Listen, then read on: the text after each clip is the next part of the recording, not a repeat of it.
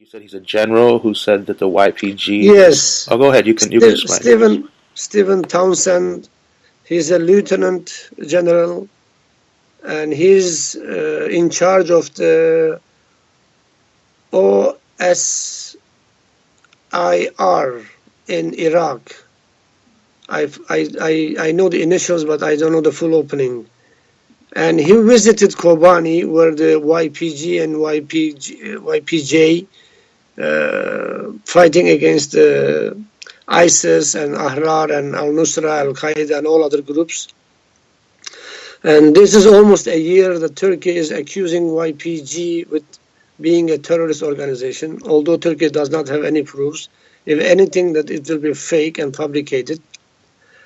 And this general, after visiting the area, doing a field visit, he said he did not see any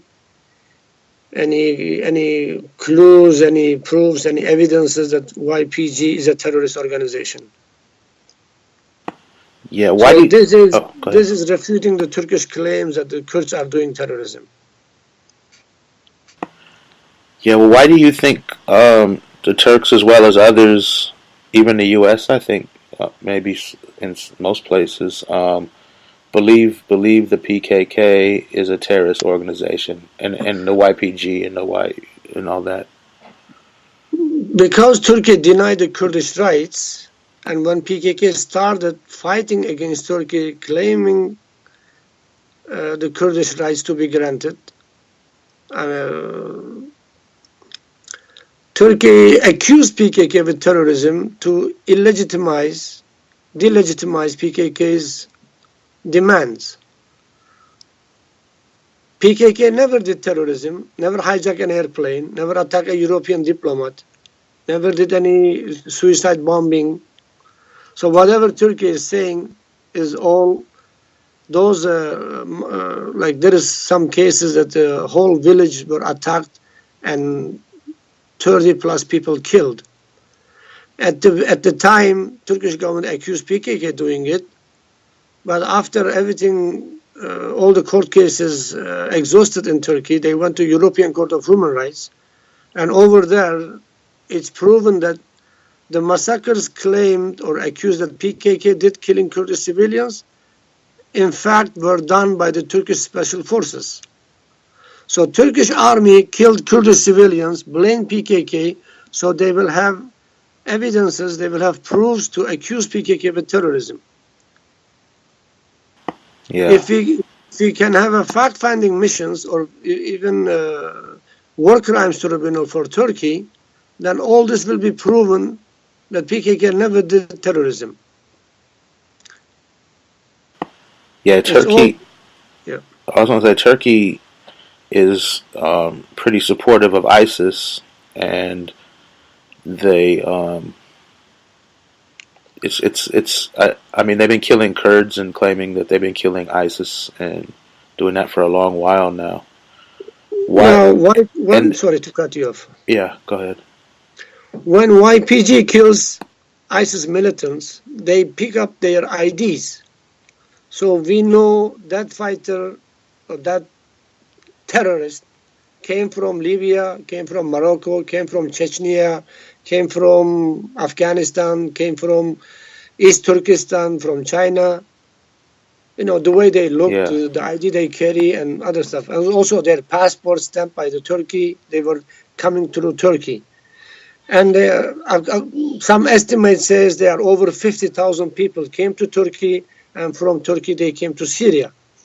It is impossible for Turkish intelligence not to notice this amount of people coming and going through there. Also, there are maybe 10,000 Turks in ISIS, Al-Qaeda, Nusra, and other groups from Turkey. They go to Syria to fight against Kurds. They believe in jihad. They believe in, caliphate, the Sharia state to be declared. Now, some of those people killed, they have Turkish IDs. And we know that these people being with the Turkish army and Turkish intelligence, Turkish special forces, Turkish police. So there are lots of evidences that Turkey can be proven that Turkey is involved in sponsorship of terrorism, supporting Islamist terrorism in Iraq and Syria. Yeah, Turkey is a UN, is a NATO member, a member of NATO, and they have hospitals in Turkey that treat wounded ISIS agents. They Yes, have there are lots of they they pictures. they transfer ISIS soldiers and militants across different borders using UN vehicles. Sometimes, They are using ambulances, using other humanitarian organizations, yeah. but they are involved in sponsoring, supporting Islamist terrorist organizations. Why do you believe that NATO's letting this happen? Because Turkey is lying to NATO, Turkey is lying to Europeans, Turkey is faking documents, many other things to get away with it. And because Western governments, NATO member states, they have investments in Turkey, there's a financial and trade deals. So they are afraid of their investments, to get damaged.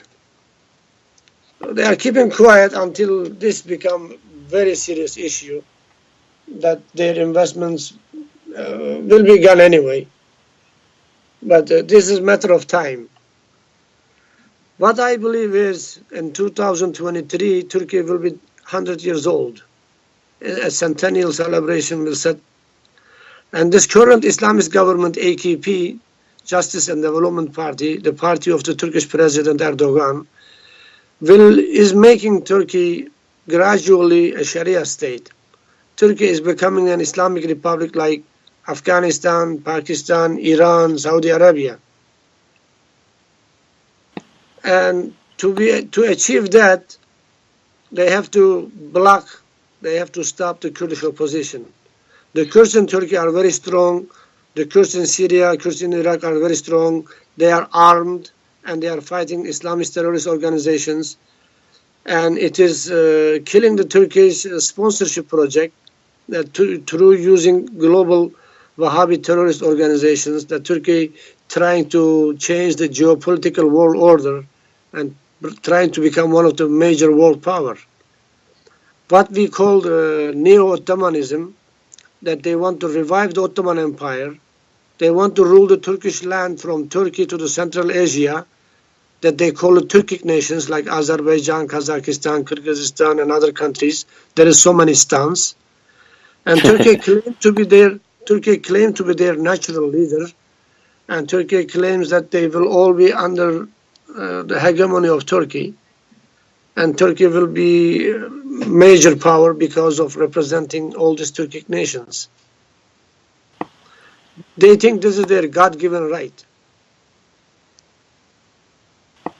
Yeah, I think most groups who try to take power and oppress people believe it to be their God-given right, whatever deity they follow. It's pretty messed up. What